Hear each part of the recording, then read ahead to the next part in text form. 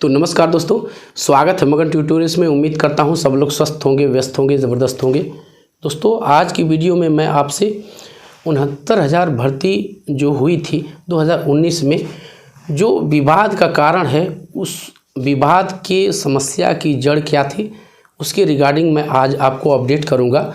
और बहुत सी चीज़ें हम लोग जानते हैं, सुनते हैं, देखते हैं, लेकिन वास्तव में समस्या की असली वजह क्या है, बहुत से लोग, बहुत से बच्चे ऐसे होंगे जिनको पता ही नहीं है कि वास्तव में समस्या किस लिए ये आई। और ये भर्ती काफ़ी चर्चित हुई दोस्तों, इसलिए क्योंकि कहा गया कि इसमें तथाकथित एक बड़ा आरक्षण घोटाला हुआ। तो आज मैं आपको इस भर्ती की जो समस्या की जड़ है वो आज बताने की, समझाने की कोशिश करूँगा। तो चलिए शुरू करते हैं। दोस्तों हम सभी जानते हैं, बहुत सारी चीज़ें हम देखते हैं, सुनते हैं, हम तमाम धाराएं भी हमको रट गई हैं कि 323/2022 भारती पटेल वर्सेस उत्तर प्रदेश सरकार, 13,156/2020 महेंद्र पाल वर्सेस उत्तर प्रदेश सरकार, 1566/2022। तो इस तरह की तमाम धाराएं हमें पता हैं, लेकिन वास्तव में हम ये नहीं जानते कि जो भी ये कोर्ट केस हुए हैं, जो भी ये याचिकाएं डाली गई हैं कोर्ट के अंदर, वास्तव में इसके जड़ में क्या है, इसकी समस्या क्या है, तो उसके बारे में आज हम समझेंगे। आप लोग एक डेट याद कीजिए, 6 जनवरी 2019। दोस्तों यही वो तारीख है। इस तारीख को 69,000 जो शिक्षक भर्ती है, इसके लिए सहायक शिक्षक भर्ती परीक्षा आयोजित की गई थी। परीक्षा संपन्न हुई, बच्चों ने परीक्षा दिया, इसका रिजल्ट भी आउट हुआ। यहाँ पे एक चीज़ मैं आपको कोट करना चाहूँगा कि इससे पहले 18 में 68,500 वैकेंसी हुई थी और इसके बाद 69,000 भर्ती उत्तर प्रदेश में की गई। तो वास्तव में जो वहाँ पे सुप्रीम कोर्ट के अंदर हलफनामा दिया गया था उत्तर प्रदेश सरकार के द्वारा 1,37,000 पदों के लिए, तो उसी के रिगार्डिंग ये भर्ती की गई थी। और हम सभी जानते हैं 1,37,000 ही क्यों, तो वहाँ शिक्षा मित्रों का समायोजन निरस्त हुआ था। इसके एवज में उनको अवसर देने के लिए इस भर्ती को मेनली लॉन्च किया गया था, लाया गया था, लेकिन ये विवादों में घिरी। तो इसके बारे में बात करते हैं। बड़ी लंबी कहानी है दोस्तों, इसके बारे में मैं एक और भी वीडियो आपको काफ़ी डिटेल सारी चीज़ें समझाने के लिए बताऊंगा। लेकिन आज 69,000 में जो तमाम मुकदमे किए गए थे, जो तमाम रिट दायर की गई, वास्तव में इसकी असली वजह क्या थी। परीक्षा हुई 6 जनवरी और 2019 को रिजल्ट आया और इसके बाद कट ऑफ निर्धारित किया जाता है। हम लोग जानते हैं कि परीक्षा होती है तो इसका कट ऑफ निर्धारित किया जाता है और इसी कट ऑफ के अनुसार अभ्यर्थियों का जो है वो चयन किया जाता है। तो जो जनरल का कट ऑफ था, ध्यान दीजिएगा, यहाँ ध्यान देने वाली बात है, जनरल का जो कट ऑफ था वो था 67.11। जो ओबीसी का कट ऑफ था 66.73। इन दोनों कट ऑफ पे आप लोग ध्यान दीजिएगा, क्योंकि ये दोनों कट ऑफ यदि हमें नहीं पता है तो फिर हम उस समस्या को नहीं समझ पाएंगे जिसके वजह से ये विवाद उत्पन्न हुआ।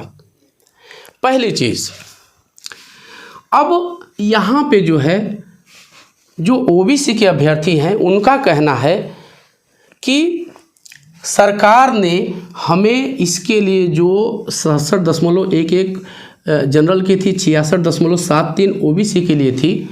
यहाँ ओबीसी के अभ्यर्थियों ने ये आरोप लगाया कि सरकार ने जो हमें 27% ओबीसी का आरक्षण होता है वो नहीं दिया। ये जो 27% आरक्षण मिलना चाहिए था वो सरकार ने हमें नहीं दिया। 27% आरक्षण के हिसाब से 18,598 सीटें हमें चाहिए थी। 18,598 सीटें हमें चाहिए थी वास्तव में, लेकिन मिली कितना, 2,637 सीटें। इसके सापेक्ष हमें कितनी सीटें मिली है, 2,637 सीटें ही मिली। अब वजह क्या है, इसके लिए उन्होंने ये भी आरोप लगाया कि चूँकि जो एक मूल चयन सूची होती है उसको राज्य स्तर पर प्रकाशित करना चाहिए था, वो नहीं किया गया। इस मूल चयन सूची जो थी इसको जिला स्तर पर प्रकाशित कर दिया गया, ताकि जो आरक्षण मामला है, जो आरक्षण नहीं दिया गया है, उसको छुपाया जा सके। समझ रहे होंगे। तो इतनी सीटें मिलनी चाहिए थी और वास्तव में कितनी सीटें मिली? यही सीटें मिली। इसी तरह से एससी के बारे में भी कहा गया कि इनको 14,490 सीटें मिलनी चाहिए थी। एससी को हम लोग जानते हैं, यहाँ पे मैं लिख देता हूँ, एससी को भी 14,490 सीटें चाहिए थी, लेकिन एससी को भी इतनी सीटें नहीं मिली, इससे बहुत कम सीटें मिली। तो विवाद का कारण क्या बना? सरकार एक तरफ कहती है कि हमने लगभग 30,000 ओबीसी के लोगों को नौकरी दी, यानी भर्ती किया। सरकार कहती है कि लगभग हमने 30,000 ओबीसी के कैंडिडेट्स भर्ती किया। अब यहाँ पे आप लोग ध्यान दीजिएगा, जो समस्या की जड़ है वो यहीं पे है। यहाँ पे आप लोग ध्यान दीजिएगा। हम सभी जानते हैं, मैं पेन बदलता हूँ मार्क करने के लिए। हम सभी जानते हैं कि जनरल का 67.11 यहाँ पे कोटा है, जो मेरिट कट ऑफ निर्धारित किया गया वो 67.11 किया गया।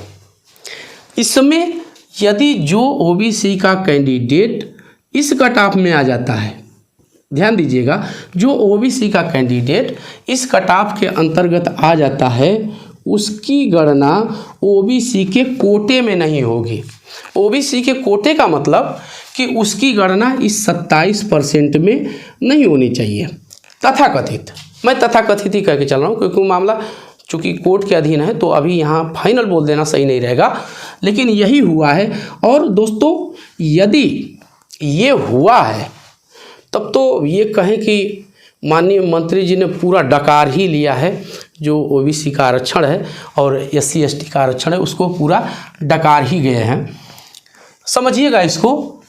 जो ओबीसी का कैंडिडेट यदि 67.11% का जो ये कट ऑफ निर्धारित किया गया है, इसमें फाइट कर दिया गया है। जैसे हम लोग कहते भी थे शुरू में, और ऐसा होता भी आया है कि हम लोग परीक्षा देते हैं और यदि हमारा कट ऑफ जनरल में चला, कहते भी है कि जनरल में फाइट कर गया, तो इसमें यही व्यवस्था अब तक चली आ रही थी कि जो जिसका कट ऑफ, जो अभ्यर्थी यदि जनरल में फाइट कर जाता है तो उसको वहाँ पे जनरल में स्थान मिल जाता है, और जो इसका रिजर्वेशन की सीटें हैं, जो रिजर्वेशन की सीटें हैं उसकी सुरक्षित रहती हैं, और जो इस कट ऑफ में आएगा उसको वो रिजर्वेशन के तहत उसमें हो जाएगा। समस्या की जड़ क्या है? 27% रिजर्वेशन के हिसाब से जो ओबीसी के अभ्यर्थी है वो कहते हैं कि 18,598 सीटें उन्हें चाहिए थी, लेकिन वास्तव में कितना मिला? 2,637 सीटें ही उन्हें मिली। समझ गए होंगे। सरकार ये कहती है कि हमने 30,000 दिया। अब यहाँ पे तथाकथित जो घोटाला किया गया वो क्या हुआ कि जिन अभ्यर्थियों ने इसमें भी फाइट किया था, यानी जनरल में फाइट किया था, उनको भी यहाँ पे जोड़ के दिखा दिया गया कि इतने ओबीसी के कैंडिडेट्स को हमने नौकरी दी है या सेलेक्ट किया है। समझ गए होंगे। इसी तरह से एससी एसटी के मामले में भी है, एससी के मामले भी है, इनको भी 21% आरक्षण प्राप्त है। हम सभी जानते हैं इनको इतना 21% आरक्षण प्राप्त है। 21% के हिसाब से इनको 14,490 सीटें मिलनी चाहिए थी, लेकिन जो कैंडिडेट जनरल में फाइट कर गए उनके भी सीटें काट ली गई, और जो यहाँ फाइट किए थे उनकी गिनती इसी 21% में कर दी गई।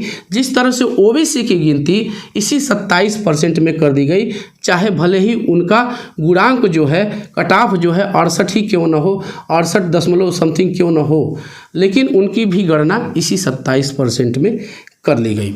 तो बस दोस्तों यही था। मैंने समझा कि आपको ये चीज़ें पता होनी चाहिए, आपको बताना चाहिए। तो ये समस्या की मूल वजह है। और चलते चलते आपसे एक रिक्वेस्ट ज़रूर रहेगी कि कृपया आप इस चैनल को लाइक, शेयर और सब्सक्राइब ज़रूर कीजिए दोस्तों। जब आप ऐसा करते हैं तो हमें एक मोटिवेशन ज़रूर मिलता है। मिलते हैं अगली वीडियो में, तब तक के लिए नमस्कार।